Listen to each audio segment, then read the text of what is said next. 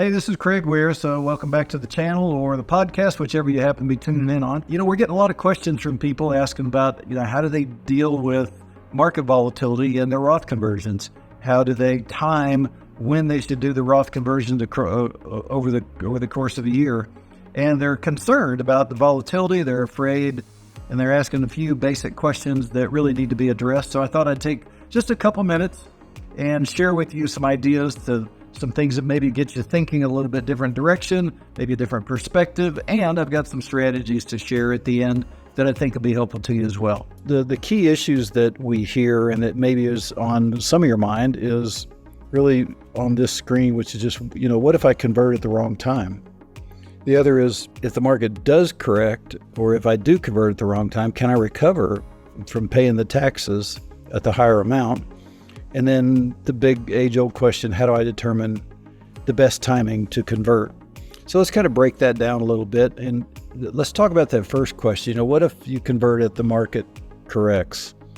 Well, here's what everybody's afraid of, right? They're afraid of converting at the top and then paying the tax, and then your balance be worth 20% less, and you're starting off in your Roth with less money.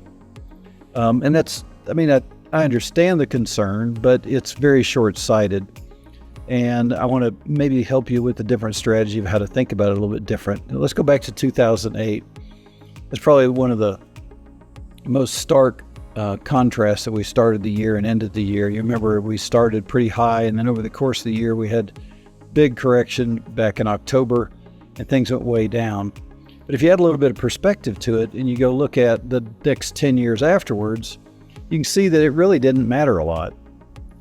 It did at the time, and if you made the mistake of kind of pulling all your money out of the market and just sitting on your hands, then it took you a long, long time to recover.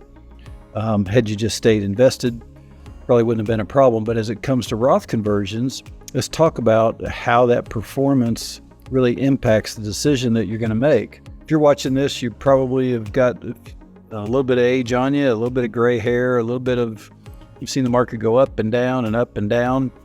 And you know that this is really a true statement. Markets tend to recover over time, even after a severe downturn. And that's really crucial for you to understand that the long-term implications of Roth conversions, and that is very simply that you have to take a longer-term viewpoint. Very rarely is a one-and-done strategy the optimal strategy to get your conversions done. And that's really where I want to end this on, is to give you some real specific ideas and things to think through that maybe will take a little bit of stress out of the decision for you. So normally, if we do a custom Roth conversion for a client, we certainly have had some that have been a one and done, but normally that's not the best case. So normally it takes 4 to 10 years in order to get the maximum tax avoidance and maximize your net worth. So if it's going to take 4 to 10 years, I wouldn't really stress out too much about what happens this year. I wouldn't let the volatility around the time of year and the particular election cycle that we're on bother you. I would just find your optimal game plan first. So figure out what is the right strategy, what's the right pace, how much should you convert over what period of time, and at what bracket. Normally speaking, you're going to want to convert at a higher bracket than what you think. And if you're an IRA millionaire and your advisor or CPA are telling you to convert just to the top of your tax bracket, or if they're telling you make too much money, you don't need to convert, they just aren't specialists in this. They don't understand, because the higher your income and the higher your balances, the better off you are to convert longer term. And that's proven mathematically. We do that every single day of the week. So if conversions are going to take 4 to 10 years, if you choose the wrong time this year, it's going to work out over the next several years. It's not like you're all in or all out. But that's the other key, is just to convert annually, or at least systematically throughout the year.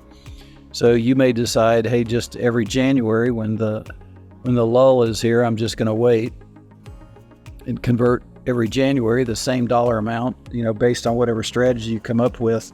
Or you may decide, look, I don't know, but the markets are volatile, I'm going to convert on the first day of every calendar quarter or something like that.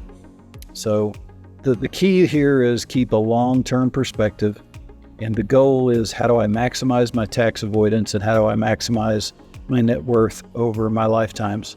So I know the times can be a little bit volatile, but hopefully these are just a couple ideas to kind of get you thinking and get through the tough parts of dealing with the emotion of the markets and their roller coasters. Okay, Doug. So I hope that was a little bit helpful to you. You know, the times are a little bit volatile, and it raises up a lot of questions, most of which are more an emotional response to fear than anything else. And I get that. We deal with that day in and day out. So I hope that some of this information gives you a little bit different perspective and give you some ideas and some strategies that you can use to implement to get the absolute best Roth conversion strategy you possibly can. If you like this kind of info, subscribe to the podcast if you're watching this on podcast, or like the video for me and subscribe to the channel. And next time something comes to my mind that I feel like is worthwhile, I'll shoot it out and you'll be the first to know. Take care. Have a great day.